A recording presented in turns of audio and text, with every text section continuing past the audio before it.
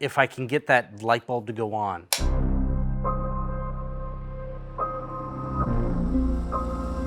I get a sense of accomplishment when I see students who are able to go off and take these lessons and apply them, and they grow and they're successful.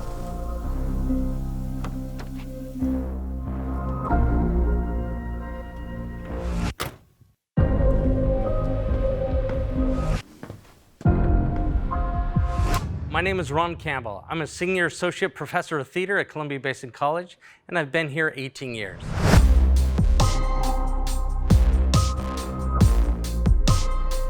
The theater department at CBC, our goal is to set up mostly a transfer degree foundation. We have agreements with several of the big theater schools in the area, and they know our program well. So as they transfer truly as a true junior status.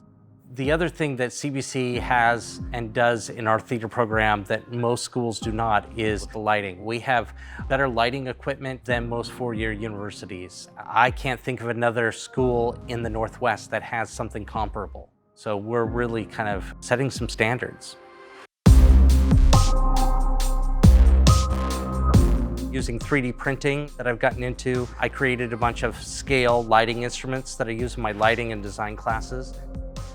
So the students in my design classes, they get to see how the 3D printer works, how to place those in models, and these are scale, measurable scale versions of that.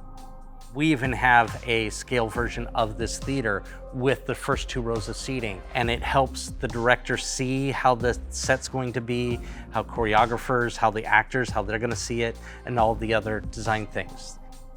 The other thing that I've worked on is I started making scale lighting fixtures. So I can place the lights, and we can not only use the lights as a physical representation so the director can get used to where those fixtures will be, but also in the lighting class, what we found was to teach them things like angle and distribution. So we have small scale versions of a theater, and using magnets on these lights, we can hang them and talk about how do things set up.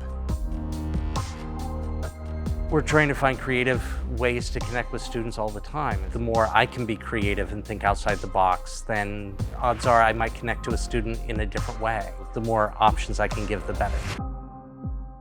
College should be a safe place for students to try things and fail. You learn more by failures. All the equipment that we have here, students with minimal training, we want them to touch it. We want them to try it. We want them to use it. It may not always be successful the first time around, so we want to give them a place where they can feel like they can try things out, and it's okay if they fail.